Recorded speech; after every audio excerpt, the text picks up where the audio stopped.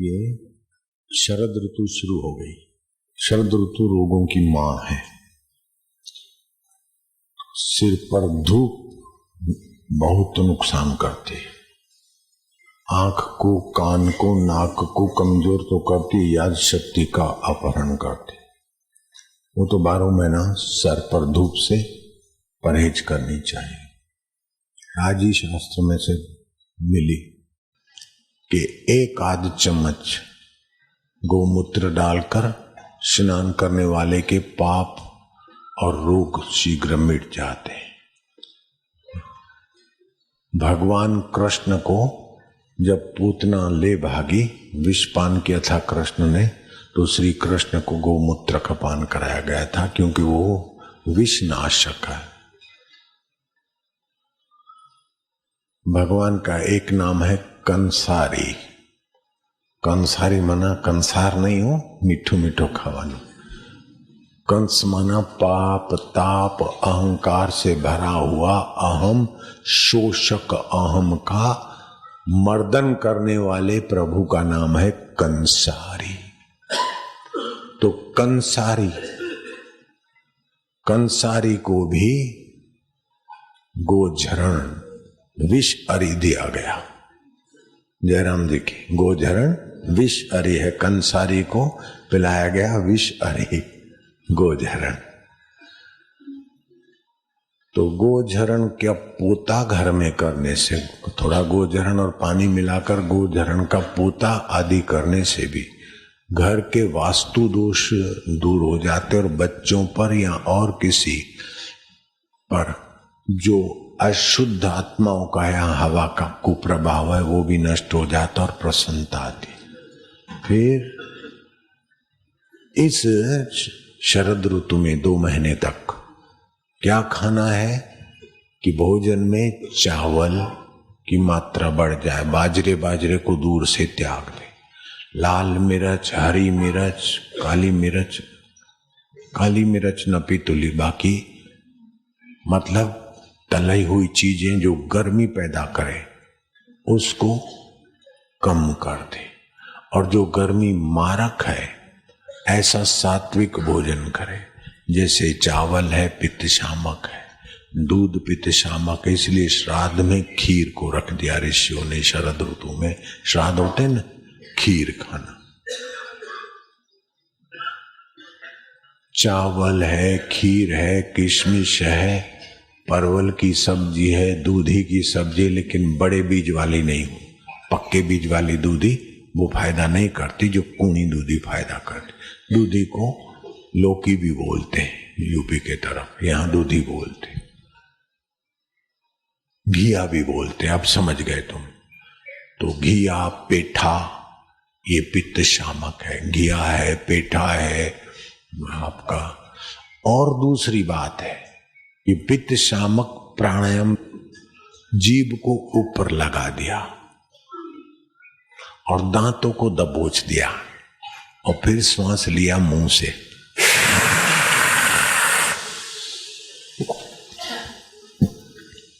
घूंट भर के श्वास पी लिया, अंदर गया श्वास, फिर नाक से बाहर निकाला। ये पित्त शामक प्राणायाम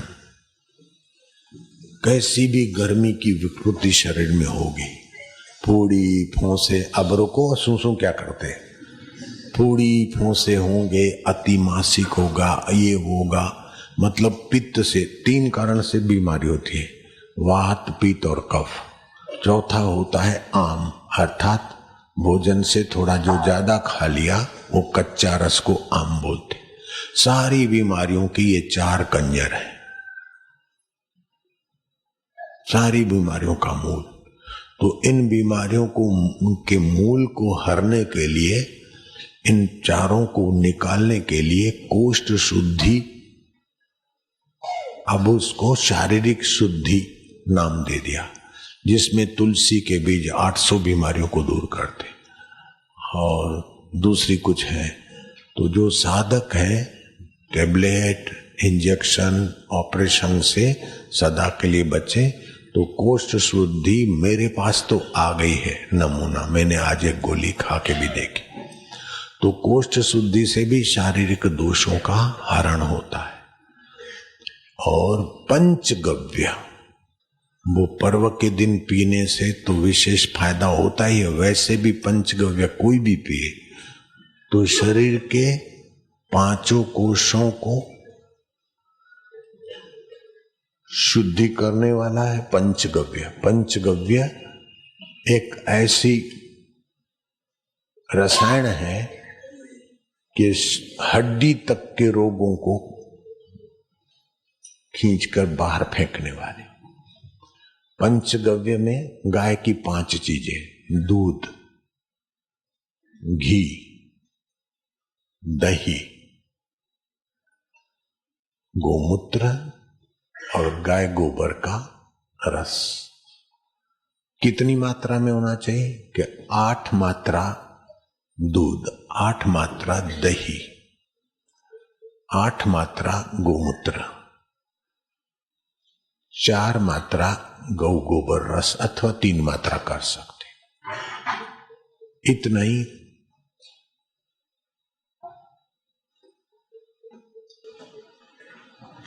घृत। फिर इसको दर्भ से घुमाना पड़ता है। जो मेरे शरीर में अस्थियों तक में और मन में पाप है, उन पापों का शमन हो हे सूर्य नारायण, हे अग्निदेव। ये भावना करके पंचगव्य को देख के वो पीना है। मंत्र है यत्त्वगत स्थितम पापम देहे तिष्ठति मामके प्रशांत पंचगव्य से दहत्व अग्नि रिवेंद्रम। जिससे शरीर में अस्थियों में जो रोग है और मन आदि में जो पाप है उसका शमन हो, इस भावना से पीना है। और पीने के बाद 1-1.5 घंटा हो सके तो उसको काम करने देना है। फिर दूसरा कुछ खाओगे तो जीवन शक्ति उसके तरफ लग जाएगी। और खाली बीमारियों से नहीं लड़ता, पापों को भी उखाड़ के फेंकता है। 2-4 दिन पंचगव्य पान करें तो आपके स्वभाव में प्रसन्नता, बुद्धि में सूझबूझ और स्वास्थ्य में चमक आती है। मैंने उसका अनुभव किया है। इसमें देसी गाय का घी, दूध आदि उपयोग में आता है। मैं तो ये कहता आ रहा हूं अभी के प्रवचनों के, भैंस के दूध से देसी गाय का दूध 2 रुपया ज्यादा मिले तो भी आदर से लेना चाहिए, क्योंकि वो विष नाशक है। आज हवामान में भी हम विष ले रहे हैं। भोजन 1 किलो, पानी 2 किलो पीते, लेकिन हवा कितनी पीते पता है आपको? 10,000 लीटर। 21,600 श्वास लेते हैं और 10,000 लीटर हवा पीते। एक श्वास में करीब लीटर के हिसाब से भरो, जो श्वास लेते हैं 400 मिली तक वो भर जाएगा, 400-500 के। कुल मिलाकर गणितज्ञों ने आंकड़ा निकाला है कि 10,000 लीटर आप वायु पीते। उसका 13.5 लिखो, 13.5 किलो वेट मान लो, तो 1 किलो पोषण ज्यादा है कि 13.5 किलो पोषण ज्यादा है? 13.5 किलो। 13.5 किलो पोषण गंदा हो रहा है, उसका हम ख्याल नहीं रखते, और 1 किलो पोषण के तरफ विटामिन्स करके चिल्ला रहे हैं। कोई जरूरत नहीं बाह्य विटामिन्स की। शुद्ध हवा सारे विटामिन्स, 13.5 किलो जो हम भोजन करें वो अगर विटामिन से भरपूर है तो 1 किलो भोजन में अगर विटामिन्स कम भी है तो कोई फर्क नहीं पड़ता। तो अब ये कैसे शुद्ध बने? तो घर को जहरी फिनाइल से बचाओ। तुलसी के पौधे जहरी वातावरण को दूर करेंगे, पीपल के पेड़ जहरी वातावरण को दूर करेंगे, घन ऊर्जा बनाएंगे, ऋण आयनों को, ऋण आयन घन ऊर्जा बनाता पीपल। बहुत सारी बीमारियां और हृदय का दब्बूपना पीपल के पेड़ को स्पर्श करना और उसकी हवा में थोड़ा प्राणायाम करने से हार्ट अटैक जैसे पेशेंटों को भी राहत मिली। दम्मे की बीमारियां भी पीपल की मेहरबानी से मिटती है। वो ऋषि प्रसाद में पढ़ लेना कैसे 1 महीने में दम्मा छू हो जाता है। एलोपैथी के पास उसका कोई इलाज नहीं।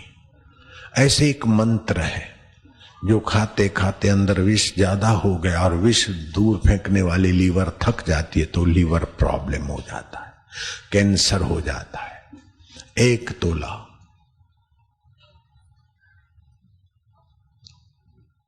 1 तोला गोमूत्र बासी मुंह सुबह पी ले, कैंसर को मार भगाएगा।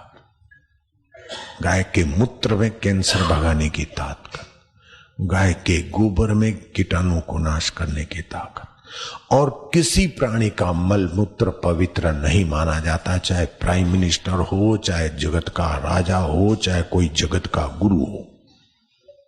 जयराम जी की, उसका मल मूत्र पवित्र नहीं माना जाता है, चाहे घोड़ा हो, चाहे हाथी हो, चाहे पाली हुई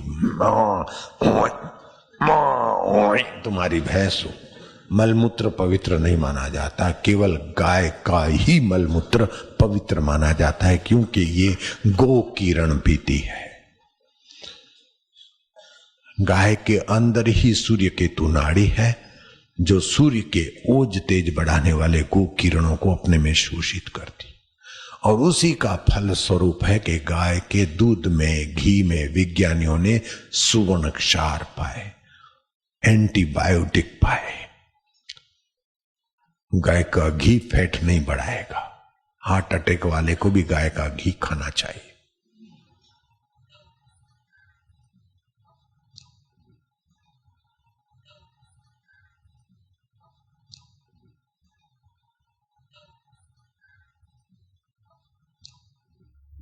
नारायण नारायण नारायण। तो ये सीजन शरद ऋतु रोगों की मां है, शुरू हो गई 2 महीने तक। तो इन दिनों में दबकर खाना रोगों को बुलाना है, भारी खाना रोगों को आकर बिठाना है। इसलिए सादा खाए, हल्का खाए, सुपाच्य खाए, और शीतली प्राणायाम की जरूरत है तो शीतली करे। अगर भूख बढ़ाने के प्राणायाम की जरूरत है तो ऐसे बैठ जाओ और श्वास निकालो बाहर, और पेट को करो अंदर बाहर, और मन में जपो रम रम, तो जठरा अग्नि मंद का दोष निकल जाएगा। मस्तक की तकलीफ दूर करना है तो 50 ग्राम तांबा की कटोरी पानी में डाल दो, 1 लीटर। और अगर आधा लीटर हो जाती हो फिर वो पानी पीते हो तो दिमाग की कमजोरियां और पित्त को हरना हो, विदित अग्नि, खोटी गर्मी, खोटी भूख, तो उसी पानी में चांदी की कटोरी 50 ग्राम की डाल दो। अगर पेट की गड़बड़ दूर करनी है तो चांदी डाल दो, दिमाग की गड़बड़ दूर करनी है तो तांबा डाल दो। अगर शरीर में लोह तत्व कम है और ढीचण की, घुटनों की तकलीफ होती है तो माइयों को ज्यादा होती है, तो माइयों को दूध ज्यादा पीना चाहिए, और अपनी चाय या सब्जी बनाती तो उसी में लोहे की कटोरी डाल दे, ऐसी 50 ग्राम बिल्कुल माप कर बनाई। हरिओम भी शायद लिखा, हरिओम लिखा है। और जगह की चीज लेते हैं तो उसमें दूसरा मिक्स करते हैं, जैसे स्टील में दूसरी धातु, ये लोहा में और कुछ मिलाया हुआ है। तो जो बाजारू बर्तन आते हैं उसमें और कुछ मिलाया होता है। अगर सारे शरीर को सुवर्ण क्षार से भरना हो, एंटीबायोटिक तत्वों से भरना हो, लॉन्ग लाइफ करना हो, तो 50 ग्राम सोने की कटोरी बना लेना, ईमानदार सुनार से, और कुछ मिलाए नहीं। चारों के 4 पानी में डाल दिए, पानी उबला और आधा लीटर हो गया, बस आपके लिए ये बापू टॉनिक हो जाएगा, सब टॉनिकों का बाप। मैं आजकल वो पिया करता हूं, उबला हुआ पानी, तांबे की, लोहे की, चांदी की। अगर है दम किसी के पास गहना गांठा सोने का है तो वही डाल देना, कटोरी बनवा सको तो बनवा लेना।